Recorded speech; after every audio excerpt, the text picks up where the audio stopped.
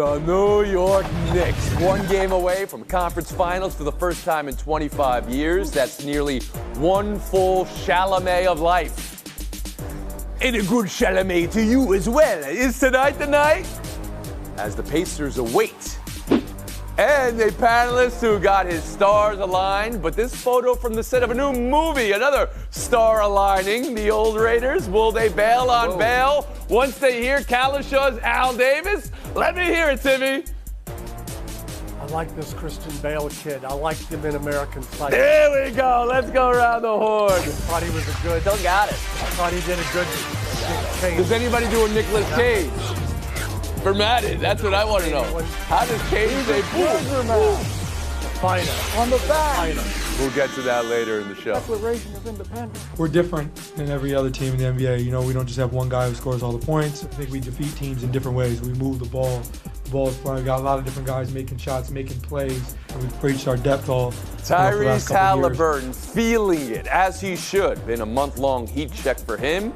Month-long heat check for the Pacers. That second quarter, second half surge. The stunning 4-1 gentleman's sweep of the Cavaliers to get back into the conference finals. You people and people of your ilk were unanimous picking Cleveland. You get their mutes. Tim Kalishaw, around the horn to you. How did the Pacers do it?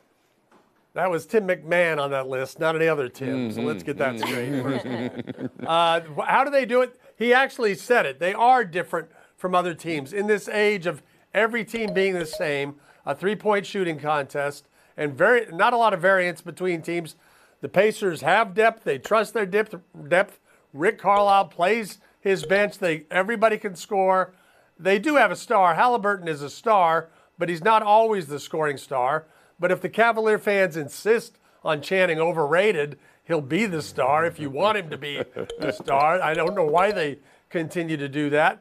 But remember, I've said it again, this team had the Celtics in dire straits in the first two games of that conference final a year ago. And Boston escaped and went on to win the series. It didn't take them very long. But this is a complete team that plays fast, and they're very difficult to figure out in a 7-game Kevin series. Blackistone, very difficult to figure out in a debate of competitive banter. So we go to you, KB. How did the Pacers figure it out? Well, Tim's absolutely right. I mean, they have capable scorers all across the board there. The one game that they really kind of got tripped up in was the one game that Halliburton really didn't show up. He only scored 4 points. He was 2 for 8 for whatever reasons, shy to shoot the ball, score the ball that night. But you saw what he could do last night, and that was all from outside, just breaking the backs of the Cavaliers.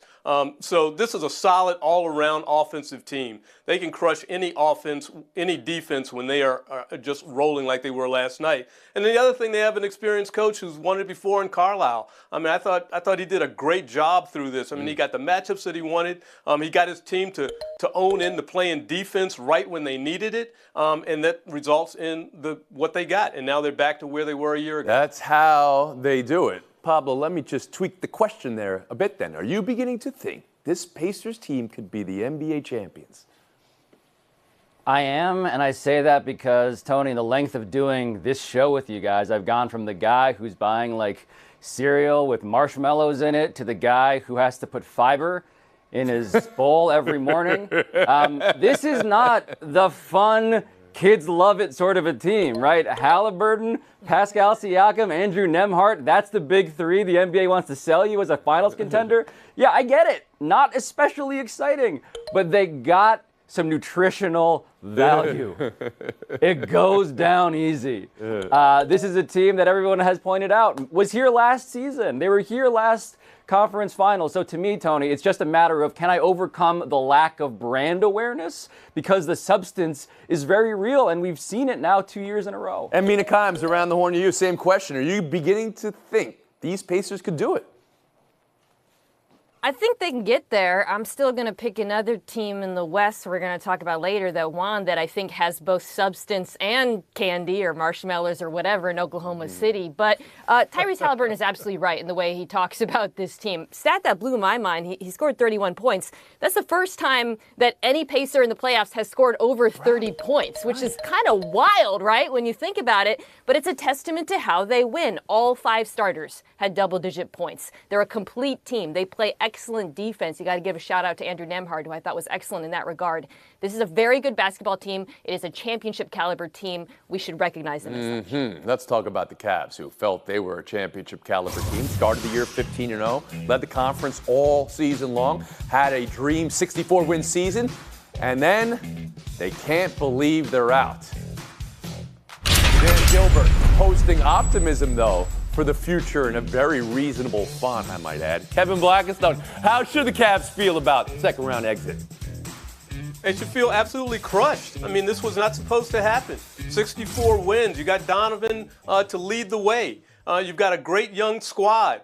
You had everything working in your favor, and yet this happened. And what really makes it even more uncomfortable is they have stopped at the same spot they stopped a year ago when they decided that wasn't the coach that they needed to carry them one step further in Bickerstaff. And now look at where they are. You know, this is just a gigantic blow, and they can't do much with their roster. I mean, they're pretty much stuck with it. Not that it's a bad roster to be stuck with. I like all of those players, but still, there's not much wiggle room. Second apron is where they are. So a big blow, gigantic blow is how KB views it. TC? Yeah, I think it has to be when you win 64 and you don't do better than this and you lose all the home games in one series. And I don't want to go overboard on Donovan Mitchell, but it does make me wonder a little about Donovan Mitchell, who played on really good Utah teams where he was the best player, and they won a lot of games in the regular season, and they would tend to collapse in the second round too if they got to the second round. And there's just something missing around him that you thought they had this time, with the size they have and some of the players. Now, I know they had injuries, but everybody was playing last night, and they got beat up by Indiana. They were playing, but the injured teammates really haven't been the same, right? Darius Garland in particular just not hitting threes to support Mitchell. And I'm not making excuses here. I want to emphasize this. I think we underestimated how equal these teams were because of the Cavaliers' torrid start. Since January 1st, the Cavs and the Pacers have basically had identical records. These teams were neck and neck. Now, that does not justify a gentleman's sweep. This is a huge disappointment. I just think we perhaps overrated the Cavs, to use Tyrese Halliburton's. And Pablo Torre, you're a panelist who speaks in Comic Sans sometimes. You saw Dan Gilbert. That was a very reasonable font and an optimistic view. Is that how you view it? Well, the message, whatever font you want to put it in, is this is a team that embodies the difference between the regular season and the playoffs. And look, the NBA, from a big picture perspective, Tony, their problem has always been, you look, the NFL, right? Like, their regular season games feel like playoff games. The NBA, their regular season games feel like preseason games. The reason why people think that is because you can win 64 and then go out like this, right? It used to be the Atlanta Hawks that everyone was saying, 60-win team. Are the Pacers that? It turned out it was their opponent, who seemed to have one of the great offensive seasons metrically in the history of the sport. And so to me, look, I give a little bit of wiggle room for Donovan Mitchell for just being exhausted, right? He was bagged up. He clearly was just tired by the end of it. He needed help, as everyone has said, but the team has something fundamental that it's missing, and that's undeniable. That's the Horn. We'll move on to last night's other game. Thunder 112, Nuggets 105. Another fourth quarter escape for OKC to take the 3-2 lead. The return of the dominant Jokic for Denver, and they were up double digits in the second half, but then the Thunder recalibrated and played well in the clutch. Mina, for OKC, do you see a team that's more vulnerable than you expected, because it is tight, or one that is doing it when it needs to be done? No, I see a team that showed me they are ready for this. They are built for this. I thought this was a huge statement win. I mean, the questions around the Thunder were the lack of championship experience compared to the Nuggets. To go into to play this kind of game, come from behind, stick with the win against the world's best player, who was absolutely extraordinary, by the way, Nikola Jokic. I think that is a tremendous testament to Thunder and how deep they are. And it was that depth, Tony, that I felt was the real contrast. The non-Jokic Nuggets were 1 for 15 in the fourth quarter. Meanwhile, you got Luka Lou Dort making clutch threes. That's the difference between these two. TC, I saw you shaking your head no when Mina was talking about OKC, and this was proving a point for her. How about you? No, I'm not really disagreeing with her. These two games, these last two they've had to win, Games 4 and Game 5, I think are going to help them get to where they want to go. The Thunder's not the distance from the rest of the league we thought they were, or I thought they were, during the regular season when they blew everybody out. But these games are going to help them, and this is their worst matchup. They would much rather play with their defending on the perimeter. They would much rather play any team where the guards and the forwards are the scorers. They can handle that. They can do a really good job. All right, so you think that's what we're They're seeing having a hard here. time. Tougher matchup with Jokic. Yeah, Although Jokic was struggling. Yeah. They had Jokic playing his 3 worst games that we've seen in the last couple of years. Blackistone, to you on what you're seeing with OKC, more vulnerability than you thought? No, this is more resilience. I'm with Mina. Look, this is the youngest roster in the NBA. And it used to be said in the NBA that youth is never served. Well, guess what? Who's doing the serving right now? It's this young team. And they also have, the second youngest coach in the NBA as well? So this is remarkable what they just did to a championship caliber team, a team that just won a championship a couple years ago. And they didn't fall down to any of the blows that they had to take. I love what the OKC And Pablo Torre, last word on this. I feel very differently. And I feel differently because I think I see the Nuggets and Jokic as a lot more of a David than a Goliath here. I think the context to remember is this team had to fire their coach and GM days before the postseason started. The idea that they're in this series, that they're fighting against a team that is clearly better managed, better constructed, deeper, all of that stuff. The fact that it's this close, yes, a testament to Jokic, but my God, this experiment might work for the Nuggets. That's crazy to say, given where they came from. Woody Page has picked every game in this series accurately. He said it was going back and forth. He's got Denver winning in 6, and then the series going 7. Haven't heard his pick yet for that game, but bonus points coming his way. Taking a break, buy or sell next.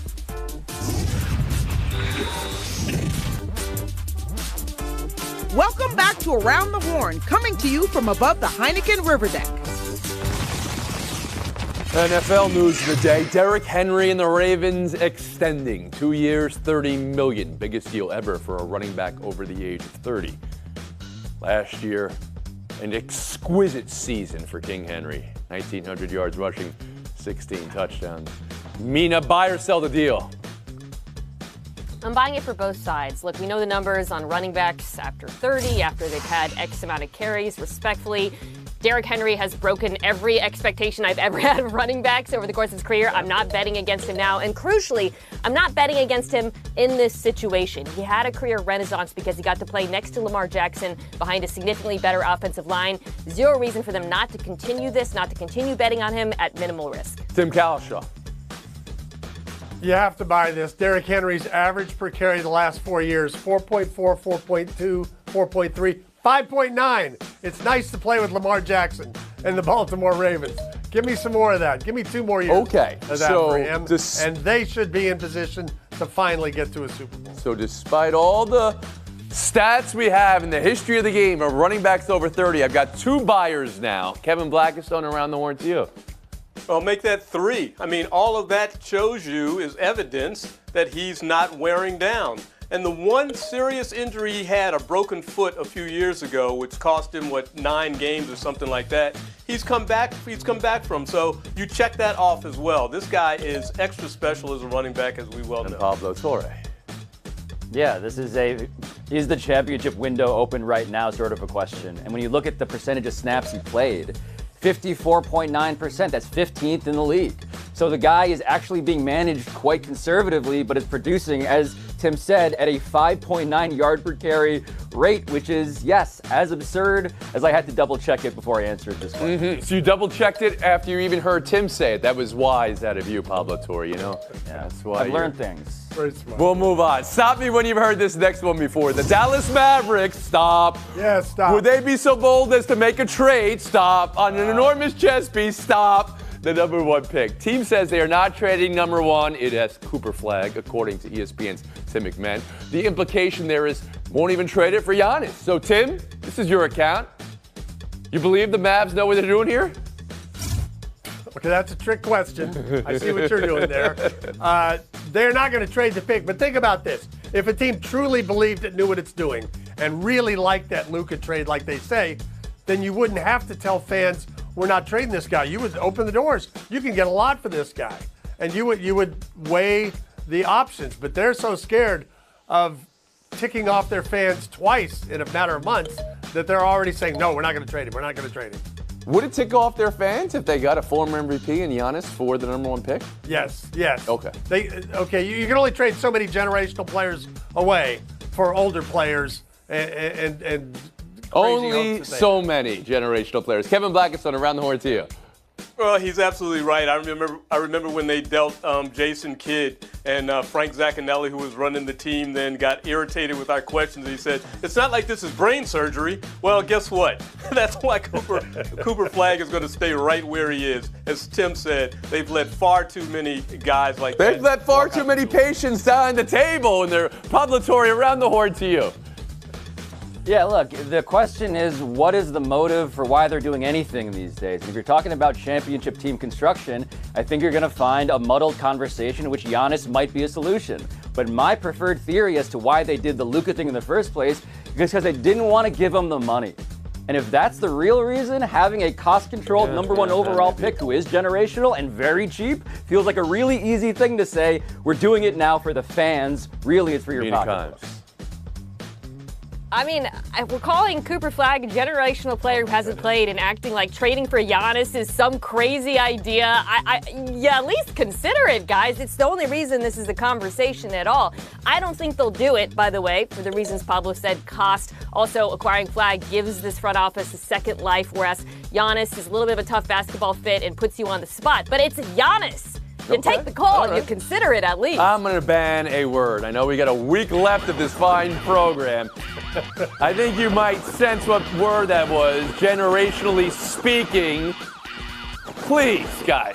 Please. We'll move on. Buy or sell 3. Pete Rose removed from MLB's permanently ineligible list. Now eligible for the Hall of Fame.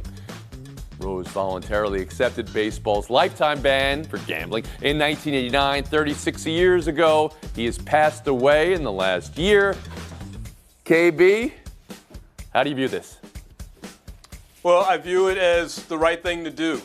This is a new era. And so one of the interesting things I think about this is that it's not going to be in the hands of the writers. It's going to be in the hands of the committee, right? So that's a different way of getting in. But that's what this is all about. It's about having the all-time hits leader, which is what you do in baseball. You hit the ball in the Hall of Fame. So you believe he deserves to be in the Hall of Fame. You believe he will be in the Hall of Fame now that he's off this list because it's the committee's vote, former players and other pitchers. I believe both of those things. Yes, that's exactly what you just said. And as I've said before, it's a museum and a Hall of Fame, and his plaque should record and reflect his entire career, the entirety of it. Which included the ban. Pablo-Torre, to you. Absolutely.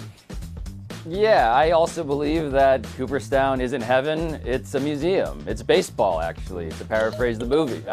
To me, this is politics, though. How this happened, pressure from the White House for months about trying to do a posthumous sort of thing, a cleansing, a moral cleansing. It all feels very moral judgment-y, and all of that is complicated and icky to me. But in terms of should he be there for the bigger picture reason? But hold on a second. The actual voting into Cooperstown was already very morally judgment-y, was it not? Mina Kimes, around the horn to you.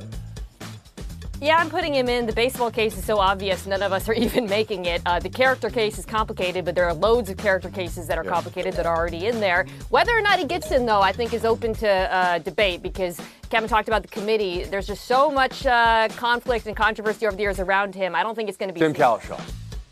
Yeah, I don't think it's automatic that he or Shoeless Joe or anybody get in out of this. I covered Pete Rose last 2 weeks as he was chasing Ty Cobb, one of the most fun things I ever did as a baseball writer. It was a great time, a great story around covering around the country, and there's no question he should be in. He was a degenerate gambler, and he bet on his team to win. Who did he get that hit off of to break the record all time, Tim Cowlishaw, since you were covering there? Oh, he was quick on the draw there. Who was catching? Bruce Bochy. Oh, he still got it. Really good shout out of Cowlishaw and Torrey. There is shout out next. Shout out. What was Ty Cobb like? All right, Pablo, I'm telling everybody what you just asked during the commercial break. You asked, What were the names of the Dallas Stars players who scored the goals last night again, as you were trying to research feverishly? Mikael Granlund. It was a hat trick, 3-1 to beat the Jets. Yeah. So, Pablo, talk about how impressed you are with Mikael Granlund since you've known this for a full 10 seconds. Look, I just love finding out stuff. What I mostly wanted to find out was whether my guy Jason Robertson, noted Filipino Dallas Star, was involved in the highlight reel. Turns out, sadly, not You could have found this out when you were watching the game last had night. his first assist of the playoffs last night. He did. Wasn't quite the Star. Third hat trick in 5 games for the Stars. Need I remind fans one last time where the Stars are headed this year? Why is that such a small Stanley Cup? Really? They're going to hoist this thing over their head. All right, we'll move on. Best story in the show is Showdown 2. Our first look at this movie about John Madden. Look at John Madden and Al Davis. Can you even spot who it is? Nicolas Cage is Madden.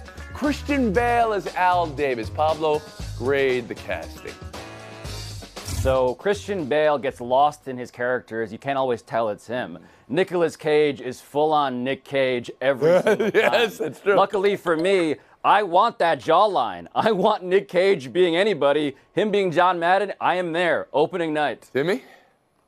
Let me just say this, Anthony. Christian Bale, he knows what he's doing. Does Tim have? I loved him in Wild and Hot. I loved him in Adaptation. Raising Arizona. He's going to be great. He's got a commitment to excellence. Yeah, there it knows what is. he's There doing. it is. So not just the voice, it's the Knows all bite. about it. You're doing that. So good. Tim Kalisha, please. You've earned this first time. 550 wins. That was the dream from the very first day. Glad we got there. Let me say this. One more thing. My final golf major prediction for this show. Boy. Many of you remember fondly 2012, the Masters. I gave you Bubba Watson winning it for the first time. This weekend, Jordan Spieth is going to do what Rory McIlroy did last month. Rory took 11 years to get the Grand Slam. Jordan's going to take 8. He just finished 3rd. Watch Jordan Spieth. Enjoy the PGA.